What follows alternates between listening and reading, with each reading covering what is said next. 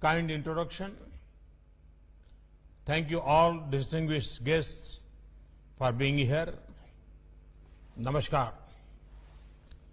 It is with great humility that I accept the CERAWeek Global Energy and Environment Leadership Award. I dedicate this award to the people of our great motherland India. I dedicate this award to the glorious tradition of our land that has shown the way when it comes to caring for the environment. Friends, this award recognizes environmental leadership. About leadership, it is commonly said that the best way to show it is through action. There is no doubt that when it comes to care for the environment, the people of India are leaders. This has been the case for centuries. In our culture, nature and divinity are closely linked. Our gods and goddesses are associated with some or other tree and animal. The trees and animals are also sacred. You can pick literature from any state in any language. You will find many examples of the close bond people and nature have enjoyed. Friends, in Mahatma Gandhi, we have one of the greatest environment champions to have ever lived. If humanity had followed the path given by him, we would not face many of the problems we do today. I would urge you all to visit Mahatma Gandhi's home in the coastal city of Porbandar, Gujarat. Next to his home, you will get very practical lessons on water conservation. There are underground tanks constructed over 200 years ago.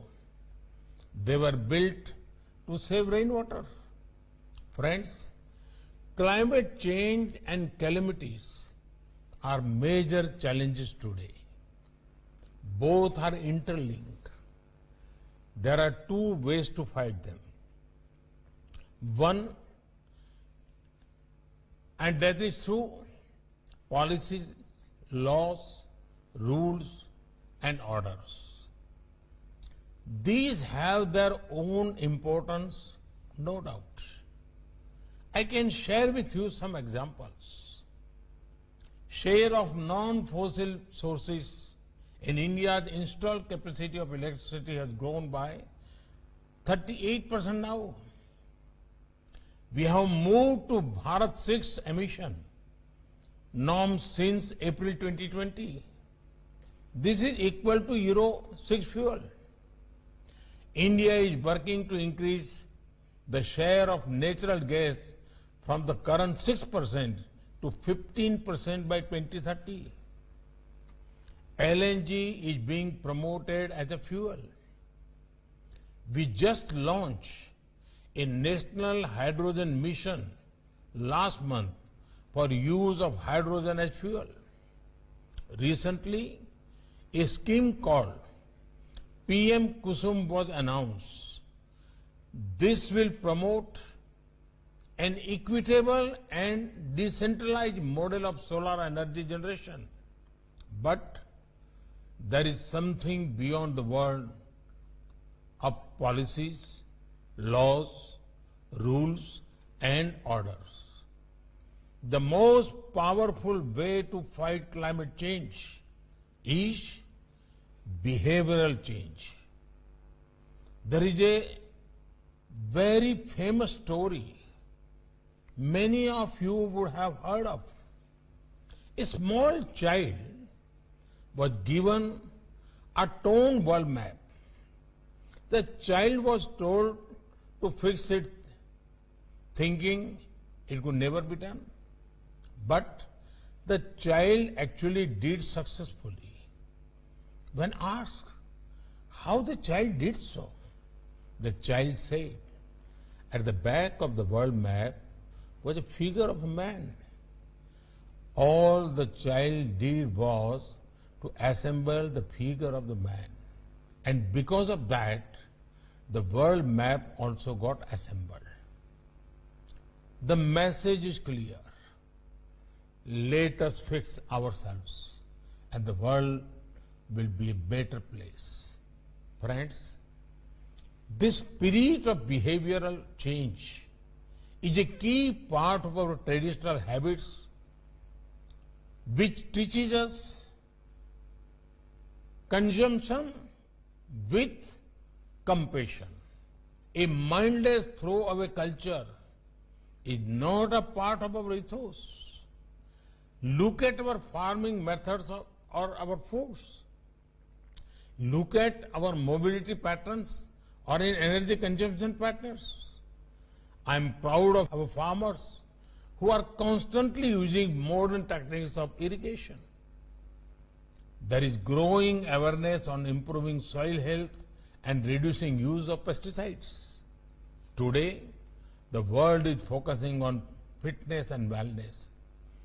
There is a growing demand for healthy and organic food. India can drive this global change through our spices, our Ayurveda products and more. Likewise, take eco-friendly mobility. You'll be delighted to know that in India, we are working on a metro network in 27 towns and cities. Friends, for large-scale behavioral change, we need to offer solutions that are innovative, affordable, and powered by public participation. Let me give you an example. The people of India decided to embrace LED bulbs on a scale that has never been seen before. As on 1st March 2021, around 37 million LED bulbs are being used. This has saved cost and energy. Over 38 million tons carbon dioxide have been reduced per year. There is another example of India's Give It Up movement. A simple request was made to people to give up their LPG subsidy for the benefit of the more needy people. Several people across India voluntarily gave up their subsidy. This played a major role in India being able to provide smoke-free kitchens to lakh of households.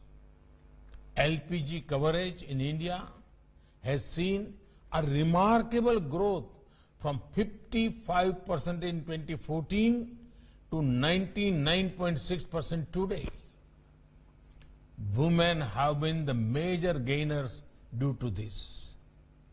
These days, I am seeing one more very positive change. Waste to wealth is becoming the buzzword in India. Our citizens are coming up with unique recycling models in diverse sectors. This would give a boost to the circular economy. Our country is boosting waste to wealth generation under sustainable alternative towards affordable transportation initiatives.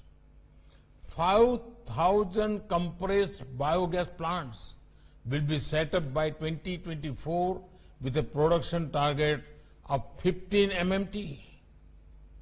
It would help the environment and further human empowerment. Friends, there is growing acceptance to ethanol across India. Based on people's response, we have decided to advance the target of 20% blending of ethanol in petrol by 2025 from the earlier 2030. Friends, it would make you all happy that over the last 7 years, India's forest cover has grown significantly. The population of lions, tigers, leopards, and waterfowls has grown. These are great indicators of positive behavioral changes. It is these changes that convince us that India is well on track to achieve its Paris Agreement targets well before the target date of 2030. Friends, India's vision for environmental transitions includes working with like-minded countries. The initial success of the International Solar Alliance has demonstrated how serious India is when it comes to making efforts for a better planet. We will keep making such efforts in the future. This is in line with Mahatma Gandhi's principle of trusteeship. At the core of trusteeship are collectiveness, compassion, and responsibility. Trusteeship also means using resources responsibly. Mahatma Gandhi rightly said, and I quote, "We may utilize the gifts of nature just as we choose, but in her books, the debits are always equal to the credits." Unquote. Nature keeps simple balance sheet. Whatever is available or credited can be used or debited. But this has to be distributed properly, because if we overconsume resources, we are snatching it from someone else. It is on a similar lines that India is speaking about climate justice to help fight climate change. Friends, now is the time to think logically and ecologically. After all, this is not about me or you. It is about our planet's future. We owe this to our coming generations. I once again thank you for the award. Namaste.